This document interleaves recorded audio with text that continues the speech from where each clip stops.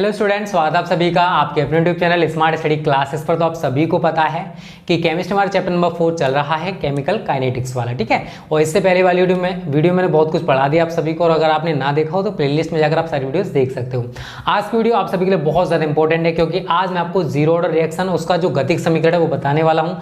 तो वीडियो को पूरा देखना, बिल्कुल भी इसकी मत करना, इंटरेस्टेड वीडियो है यार, और आपको सब कुछ तभी समझ में आएगा जब आप वीडियो को पूरा देखोगे, ठीक है। और अगर आप हमारे चैनल पर नए हो और बोर्ड एग्जाम्स की तैयारी बेस्ट तरीके से करना चाहते हो तो आज इस चैनल को सब्सक्राइब करो, जो बेल आइकन है उसे दबा लेना, ठीक है। तो सबसे ऊपर आप हेडिंग लगा लो आज, शून्य कोटि की अभिक्रिया।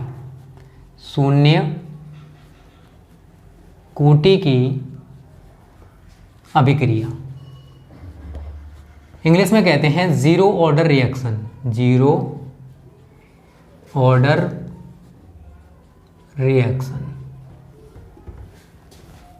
अब देखो कहते कैसे हैं, डेफिनेशन क्या है, तो वो मैं आपको बताने वाला हूँ। वैसे मैं आपको बता भी चुका हूँ, मैंने आपको 4 कोटियाँ बताई थी, शून्य कोटि, प्रथम कोटि, द्वितीय कोटि और तृतीय कोटि। शून्य कोटि की अभिक्रिया मैंने आपको बताया था कि वह अभिक्रिया जिसमें अभिक्रिया का वेग अभिकारक के अणुओं की सांद्रता पर निर्भर नहीं करता, शून्य कोटि की अभिक्रिया या जीरो ऑर्डर रिएक्शन कहलाती है।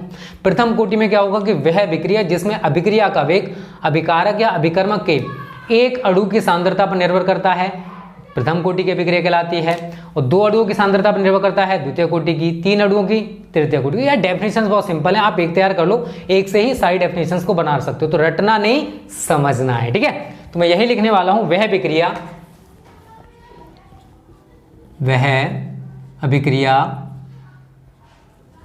जिसमें अभिक्रिया का वेग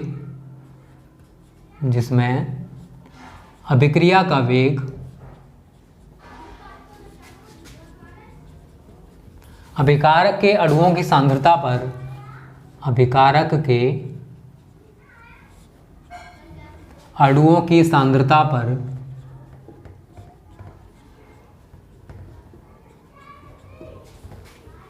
निर्भर नहीं करता, ठीक है, निर्भर नहीं करता, शून्य कोटि की अभिक्रिया कहलाती है। शून्य कोटि की अभिक्रिया कहलाती है, ठीक है। तो डेफिनेशन बहुत सिंपल है, वह अभिक्रिया जिसमें जो अभिक्रिया का वेग है वो अभिकर्मक के या अभिकारक के अणुओं की सांद्रता पर निर्भर नहीं करता है। क्या? अभिक्रिया का जो वेग है वो अभिकारक के अणुओं की सांद्रता पर डिपेंड नहीं करेगा। एग्जाम्पल, हाइड्रोजन व क्लोरीन के संयोग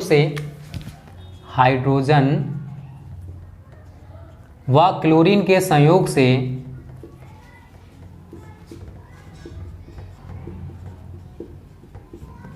HCl बनने की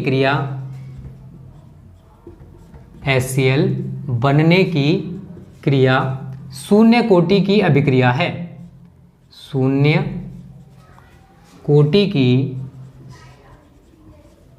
अभिक्रिया है। अब आप कहोगे कि क्यों है, तो वो मैं आपको रीजन बताने वाला हूं। तो पहले हम यहां पर रिएक्शन को लिख लेते हैं, ठीक है। तो H2 plus Cl2 is giving you 2HCl, और इस क्रिया में सनलाइट आवश्यक है, बिना सनलाइट की रिएक्शन पॉसिबल नहीं है। तो अब यहां पर समझने का प्रयास करना।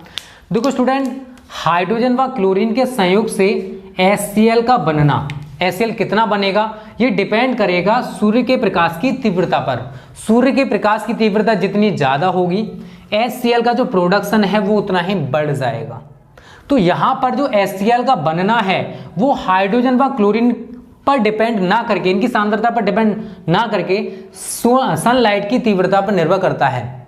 तो इस क्रिया में अभिकारक की सांद्रता पर निर्भर नहीं करेगा क्रिया का वेग। क्रिया का जो वेग है वो सूर्य के प्रकाश की तीव्रता पर डिपेंड करेगा।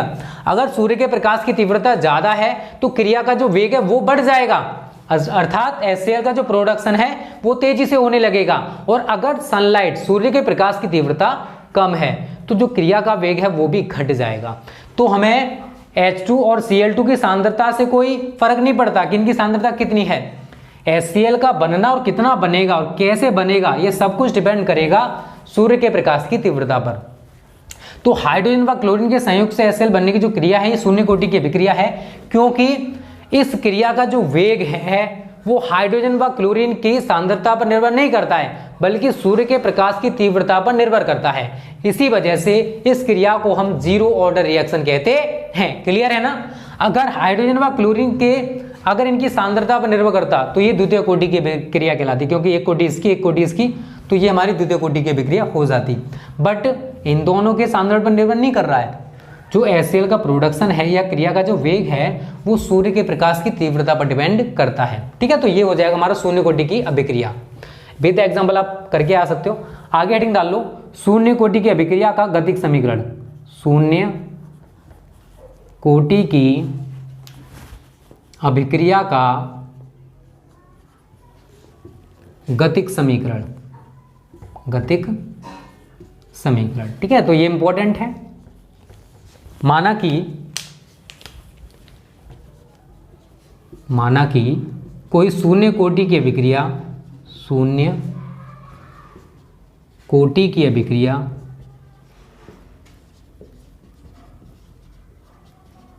निम्नलिखित है, निम्नलिखित है। तो यहां पर आप दिखा सकते हो A हमारा अभिकारक है और इससे B और C हमारे प्रोडक्ट या उत्पाद बन रहे हैं। तो जो यहाँ पर होता है उसको हम अभिकारक कहते हैं और यहाँ पर जो बनते हैं उनको प्रोडक्ट्स या उत्पाद कहा जाता है। आगे लिखोगे, शून्य कोटि की परिभाषा के अनुसार, परिभाषा के अनुसार तो कुछ शून्य कोटि की अभिक्रिया के जो शून्य कोटि की अभिक्रिया है उसकी अगर परिभाषा के अकॉर्डिंग देखें तो इसका जो वेग है, आगे लिखोगे इसका वेग, ये जो क्रिया हो रही है ना इसका वेग, और क्रिया का वेग मैं आपको बता चुका हूं क्या होता है, dx/dt।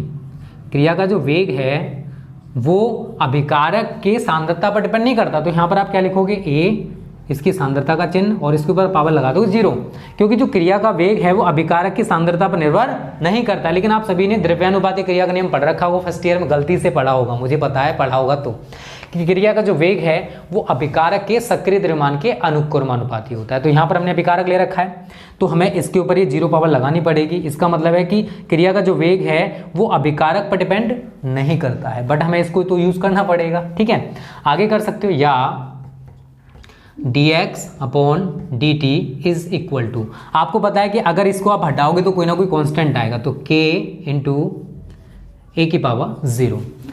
चूंकि इसकी वैल्यू अगर आप कोई भी संख्या है उसके ऊपर 0 पावर लगा दो तो उसकी वैल्यू कितनी होती है, 1 होती है। आप सभी को शायद गलती से पता होगा। तो इसकी वैल्यू कितनी हो जाएगी, 1, क्योंकि a⁻0 इसकी वैल्यू आप कितना यूज करोगे, 1। तो अब आपका क्या बचा, इसलिए dx/dt is equal to k into 1 is equal to k।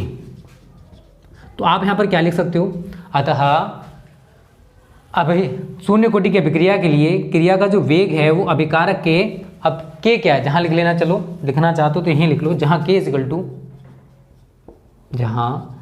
Equal to शून्य कोटि की अभिक्रिया का वेग स्थिरांक, शून्य कोटि की अभिक्रिया का, ठीक है ना, जो बोल रहा हूँ लिख लेना अगर नीचे ना दिखाई दे तो, ठीक है ना, शून्य कोटि की अभिक्रिया का वेग स्थिरांक। तो k यहाँ पर क्या है, शून्य कोटि की अभिक्रिया का वेग स्थिरांक है। तो वहां तक आपको क्लियर हो गया। तो यहाँ से आपको क्या पता पड़ रहा है कि शून्य कोटि की अभिक्रिया का जो वेग स्थिरांक है वो अभिक्रिया के वेग के बराबर होता है। तो मैं यही लिखने वाला हूं कि अतः शून्य कोटि की अभिक्रिया का वेग स्थिरांक उस अभिक्रिया के वेग के बराबर होता है।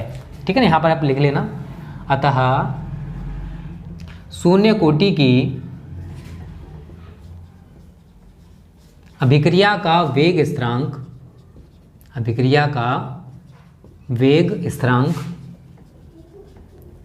उस अभिक्रिया के वेग के बराबर होता है, उस अभिक्रिया के वेग के बराबर होता है। ठीक है ना, सिंपल सी चीज़ है स्टूडेंट, इसमें तो आपको कोई दिक्कत नहीं होगी। देखो जो बायोलॉजी वाले उनको थोड़ा सा दिक्कत तो हो सकता है यार, मैथ है, अब मैं क्या करूं, मैथ है तो मैथ तो पढ़ाना पड़ेगा। ठीक है ना, तो dx/dt क्रिया का वेग होता है इज इक्वल टू, अगर आप इसको हटाओगे तो कोई कांस्टेंट आ जाता है, यहाँ पर क्या है, k आया है, के क्या है, शून्य कोटि की अभिक्रिया का वेग स्थिरांक है, ठीक है ना। और a की पावर 0 ये आपका 1 हो जाएगा, ठीक है, इतना क्लियर है। इसके बाद में लिख सकता हूँ dx upon dt is equal to k into 1 या dx upon dt is equal to k। तो यहाँ पर आपका निष्कर्ष निकल के आया कि क्रिया का जो वेग स्थिरांक है, शून्य कोटि की अभिक्रिया का जो वेग स्थिरांक है वो उस अभिक्रिया के वेग के बराबर होता है। dx अपॉन dt क्रिया का वेग है और k क्या है, शून्य कोटि की अभिक्रिया का वेग स्थिरांक। तो पहले इतने का स्क्रीनशॉट ले लो, फिर आगे और भी हम बहुत कुछ करने वाले हैं, ठीक है।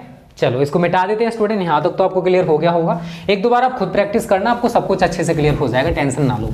और आपके कोर्स में दो ही क्रियाओं, जो दो कोटियाँ हैं इनका ही व्यंजक है, ठीक है ना, शून्य और प्रथम कोटि। तो इन दोनों को मैं आपको कराऊंगा, टेंशन ना लो। अब आगे क्या होने वाला है वो समझ लीजिए।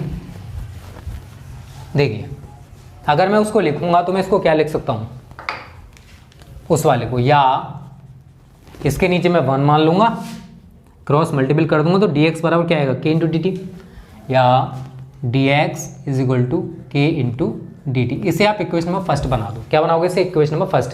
और इसके हम क्या करेंगे, दोनों पक्षों का समाकलन करेंगे, ठीक है ना। समीकरण 1 के दोनों पक्षों का समाकलन करने पर, ठीक है ना, कर दो इसका समाकलन। समाकलन तो आप सभी ने पढ़ रखा है ना, और जिन्होंने नहीं पढ़ा होगा वो बायोलॉजी वाले स्टूडेंट्स होंगे बेचारे। Integration dx is equal to, अब देखो कांस्टेंट वैल्यू है, कांस्टेंट का तो आप समाकलन नहीं कर सकते, तो इसको बाहर निकालोगे, k इंटीग्रेशन dt। अब देखो इंटीग्रेशन है, अगर यहाँ लिमिट लगाना चाहते हो तो लगा सकते हो 0 से लेके x तक, 0 से लेके t तक, ठीक है। और आप सभी ने गलती से पढ़ रखा होगा सूत्र या समाकलन में, चूंकि dx is equal to x पढ़ रखा है ना सभी ने, जितने भी इंटर के बच्चे हैं समाकलन पढ़ रखा है तो ये जरूर पढ़ा होगा, ठीक है। Integration dx is equal to x होता है, तो मैं यहाँ पर क्या लिख सकता हूँ, x is equal to k, integration dt की जगह क्या आ जाएगा, t, और एक आ जाएगा समाकलन स्थिरांक। तो यहाँ लिखोगे जहाँ c इज इक्वल टू समाकलन स्थिरांक है, c क्या है हमारे यहाँ पर, समाकलन स्थिरांक है। इक्वेशन नंबर आप इसे सेकंड बनाओगे। क्लियर है यहाँ तक, तो किसी को दिक्कत नहीं होगी। बहुत छोटी छोटी चीजें, आपने सूत्र पढ़ रखा, उसी से मैंने इसको आगे सॉल्व किया है। अगर मैं कहूँ कि अगर शुरुआत में टाइम 0 होगा, जब t बराबर 0, तो शुरुआत में तो कोई प्रोडक्ट नहीं बनने वाला, तब x बराबर भी कितना हो जाएगा आपका 0। जब समय 0 है तो प्रोडक्ट तो हमारा कुछ नहीं बनने वाला, तो आप ये वैल्यू यहाँ उठा के रख दोगे। इसलिए समीकरण 2 से रखिए x की जगह 0 is equal to k into 0 plus c, या c का मान कितना आ गया 0, तो इस c के मान को उठा के यहाँ रख दोगे। तो लिखोगे c का मान समीकरण 2 में रखने पर, c का मान समीकरण 2 में रखने पर क्या आएगा निकल के, जरा देखिए, जरा मैं उधर कर रहा हूँ, ठीक है ना। चलो एक लाइन यहीं पे देख लीजिए आप सभी, x बराबर kt प्लस 0, या आपका क्या सूत्र बना, x इजिकल टू kt, या k बराबर x अपॉन t। ये है शून्य कोटि की अभिक्रिया के वेग स्थिरांक का व्यंजक, जिसको हम शून्य कोटि की अभिक्रिया का गतिक समीकरण भी कहते हैं। तो लेकिन नीचे लिख सकते हो, यही शून्य कोटि की अभिक्रिया का गतिक समीकरण है। और अगर मैं आपसे कहूँ कि k का मात्रक आपको बताना है, या लिख लो शून्य कोटि की अभिक्रिया के वेग स्थिरांक का मात्रक,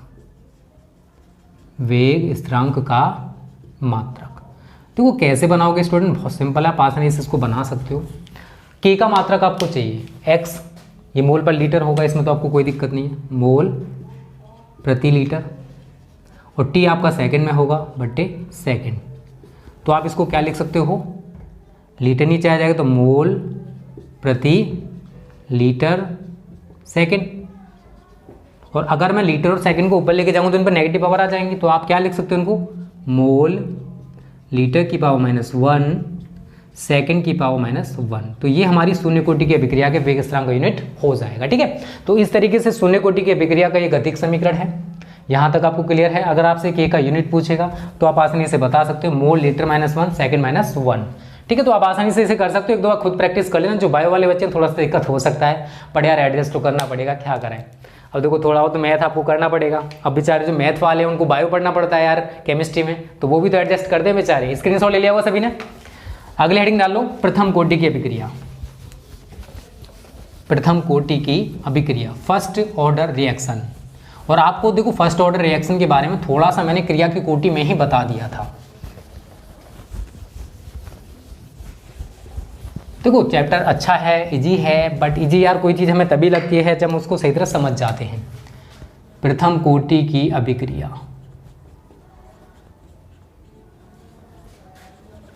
इंग्लिश में कहते हैं फर्स्ट ऑर्डर रिएक्शन। इसका एक पार्ट आपको और देखने को मिलेगा केमिकल काइनेटिक्स का, ठीक है, जिसमें आपको मैं बचा हुआ जितना भी इस चैप्टर में कंप्लीट करा दूंगा।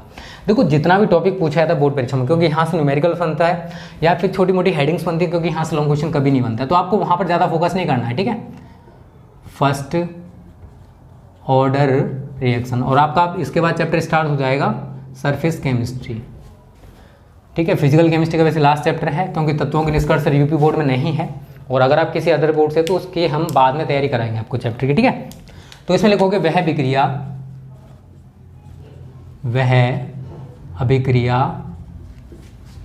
जिसमें अभिक्रिया का वेग अभिकारक के एक अणु की सांद्रता पर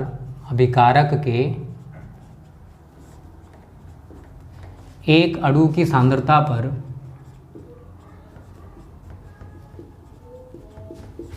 निर्भर करता है, कोमा प्रथम कोटि की अभिक्रिया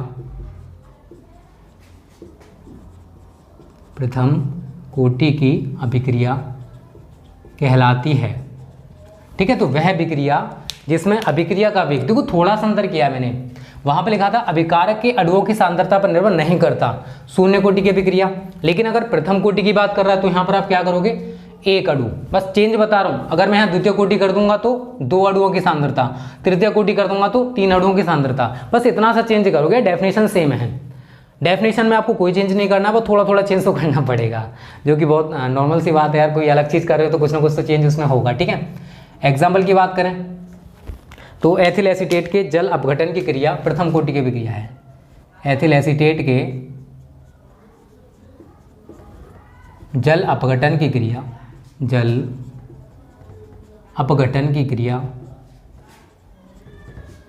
प्रथम कोटि की अभिक्रिया है, प्रथम कोटि की अभिक्रिया है, ठीक है। अब देखो कैसे करोगे इसको, तो मैं रिएक्शन तो आपको करा चुका हूँ, बहुत सारे बच्चों ने इसको देखा भी होगा। CH3COO C2H5 प्लस जल से इसकी क्रिया कराओगे, रिवर्सिबल साइन दिखाओगे क्योंकि ये रिवर्सिबल रिएक्शन है, ठीक है। तो इसका CH3COOH और इसका CH3CO और इसका H, तो ये बन जाएगा CH3COOH प्लस C2H5OH, ठीक है। तो कुछ नहीं है यार, इसका C2H5 इस OH के साथ जोड़ दिया तो ये आपका एसिटिक एसिड बन जाएगा और ये आपका एथिल अल्कोहल बन जाएगा, ठीक है। बट हमें इनसे क्या प्रोडक्ट बन रहा है इनसे ज़्यादा ना मतलब है, हमें जो मतलब है वो इन दोनों से है। देखो स्टूडेंट, हमने एथिल एसीटेट का एक अणु ले रखा है, जल का भी एक अणु ले रखा है, तो अगर क्रिया की आणविकता आपसे पूछता तो 2 होती, बट एसिटिक एसिड और एथिल अल्कोहल ये कितना बनेगा ये डिपेंड करेगा एथिल एसीटेट की सांद्रता पर। जितना हमने एथिल एसीटेट ले रखा होगा ज़्यादा, उतना ही ये दोनों प्रोडक्ट बनने वाले हैं। जल से कोई असर नहीं पड़ने वाला, क्योंकि जल यहाँ पर स्टूडेंट इसको घोलने का काम करेगा। तो जल क्या कर रहा है, इसको सॉल्वेंट का काम कर रहा है, जल एक विलायक है। तो यहाँ पर इसकी जो कोटि है स्टूडेंट, इसकी सांद्रता पर कोई असर नहीं पड़ने वाला है, क्योंकि इसकी मात्रा तो हम कितनी भी ले सकते हैं, इसके अकॉर्डिंग हमें इसकी मात्रा को बढ़ाना होगा, क्योंकि जितना ज़्यादा हमने ये ले रखा होगा उसी अकॉर्डिंग हम इसको बढ़ा देंगे। तो एसिटिक एसिड और एथिल अल्कोहल कितना बनेगा ये डिपेंड करेगा एथिल एसीटेट की सांद्रता पर, ना कि जल की सांद्रता पर। जल को हम इसके अकॉर्डिंग यूज़ करते हैं, जितना ज़्यादा ये होगा उतना ही ज़्यादा हमें जल यूज़ करना पड़ेगा। तो हम कह सकते हैं कि इसके सांद्रण में मापनीय कमी होगी, इसकी मात्रा में कमी होगी। जब इसकी मात्रा में कमी होगी तो ये दोनों प्रोडक्ट्स बनने वाले हैं, ठीक है। तो यहाँ पर आप क्या लिखोगे, इसकी तो कोटि 1 होगी क्योंकि इसके सांद्रण में मापनीय कमी हो रही है, लेकिन इसके सांद्रण में मापनीय कमी नहीं होगी क्योंकि यहाँ पर ये विलाय का काम कर रहा है, तो इसकी सांद्रता परिवर्तित नहीं होगी। इसकी जो मात्रा हम इसके अकॉर्डिंग लेने वाले हैं, कितनी भी ले सकते हैं इसको घोलने के लिए, इसी वजह से इसकी कोटि कितनी हो जाएगी, 0। तो इस क्रिया का जो वेग है वो किस पर डिपेंड करेगा, इस एथिल एसीटेट की सांद्रता पर। तो हम क्या कह सकते हैं कि इस क्रिया की कोटि कितनी होने वाली है, आप सभी को दिखाई दे रहा है, क्रिया की कोटि कितनी हो जाएगी, 1, क्योंकि 1 + 0 = कितना होता है, 1 ही होता है। तो एथिल एसीटेट के जल अपघटन की क्रिया द्विअणु क्रिया है, इसमें 2 अणु यूज हो रहे हैं, बट ये प्रथम कोटि की अभिक्रिया है। यहाँ पर जो अगली डेफिनेशन लिखने वाला हूँ बहुत ज़्यादा इंपॉर्टेंट है, बहुत ज़्यादा पूछी जाती है। आभासीय एकाणुक अभिक्रिया, आभासीय एकाणुक अभिक्रिया, स्यूडो यूनिमोलिकुलर रिएक्शन, ठीक है, ये इसका नाम है, बहुत इंपॉर्टेंट है। तो है क्या ये, तो लिखोगे वह विक्रिया, इंपॉर्टेंट है, मोस्ट टाइम पे, ठीक है, बहुत ज़्यादा पूछी जाती है टॉपिक। वह विक्रिया जिसकी कोटि एक हो, वह विक्रिया जिसकी कोटि एक हो लेकिन आणविकता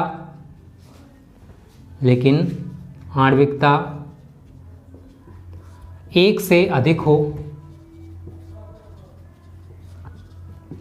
कोमा आभासीय एकाणुक अभिक्रिया कहलाती है, आभासीय एकाणुक अभिक्रिया कहलाती है। तो यार रटना नहीं है, समझना है, इसका मतलब क्या है वो मैं आपको समझा रहा हूँ। देखो स्टूडेंट, अगर मैं ऊपर वाले एग्जाम्पल इसी को मैं लेने वाला हूँ, एग्जाम्पल की बात करूँगा तो यहाँ लिखोगे एथिल एसीटेट के जल अपघटन की क्रिया, एथिल एसीटेट के जल अपघटन की क्रिया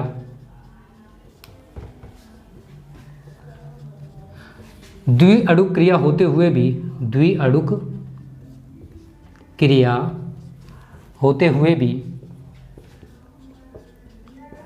प्रथम कोटि की अभिक्रिया है। बहुत ज़्यादा इंपॉर्टेंट है ये टॉपिक, ये मान लेना, होते हुए भी प्रथम कोटि की अभिक्रिया है। तो हम क्या कह सकते हैं, आप यहाँ पर क्या देख रहे हो, चलो मैं समझाता हूँ एग्जाम्पल के थ्रू, एग्जाम्पल वही हो जाएगा, ठीक है। CH3 COO C2H5 plus H single bond OH reversible sign, यहाँ पर बनेगा आपका same CH3 COH plus C2H5 OH। तो देखो अणुओं की बात करें तो एक अणु इसका है, तो क्रिया की आणविकता कितनी हो गई, 2। क्रिया की आणविकता आपको कितनी दिखाई दे रही है, 2, बट इसकी कोटि 1 होती है, ऊपर आपने देखा, और इसकी कोटि 0 होती है, मैं आपको ऊपर बता चुका हूं। तो क्रिया की कोटि कितनी हो गई, 1। क्रिया की कोटि आपको कितनी दिखाई दे रही है इसमें, 1, यही लिख लेना जो मैं बोल रहा हूं। तो आप यहां पर क्या देख रहे हो कि इसमें क्रिया की जो कोटि है वो तो 1 है, लेकिन उसकी आणविकता 1 से ज्यादा है, 2 हो सकते हैं, 3 हो सकते हैं, कितनी भी हो सकते हैं, लेकिन क्रिया की जो कोटि है वो 1 ही रहेगी, लेकिन क्रिया की आणविकता 1 से ज्यादा होगी। तो ऐसी क्रिया को हम आभासीय एकाणुक अभिक्रिया कहते हैं। मैंने यही लिखा है, वह अभिक्रिया जिसकी कोटि 1 हो, कोटि 1 से ज्यादा ना हो, कोटि 1 हो, लेकिन आणविकता 1 से अधिक हो, 2 हो सकते हैं, 3 हो सकते हैं, 4 हो सकते हैं, कितनी भी हो सकती है, वो डिपेंड करेगा अणुओं पर, 1 से अधिक हो, ऐसी क्रिया को हम आभासीय एकाणुक अभिक्रिया कहते हैं। आप इस क्रिया में देख रहे हो कि इस क्रिया में 2 अणु हमने लिए हैं, तो इस क्रिया की आणविकता तो 2 है, आणविकता 2 है, लेकिन क्रिया की कोटि कितनी दिखाई दे रही है आप सभी को, 1। तो क्रिया की कोटि 1 है लेकिन आणविकता 1 से ज्यादा है, तो ये क्रिया कौन सी होगी हमारी, आभासीय एकाणुक अभिक्रिया, स्यूडो यूनिमोलिकुलर रिएक्शन। इंपॉर्टेंट है, पूछी जा सकती है।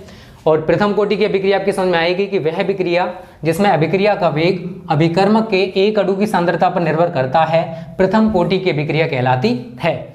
यहां तक सभी को क्लियर हो गया होगा। जल्दी से इसका स्क्रीनशॉट ले लो, फिर आगे बात करते हैं अगले टॉपिक की,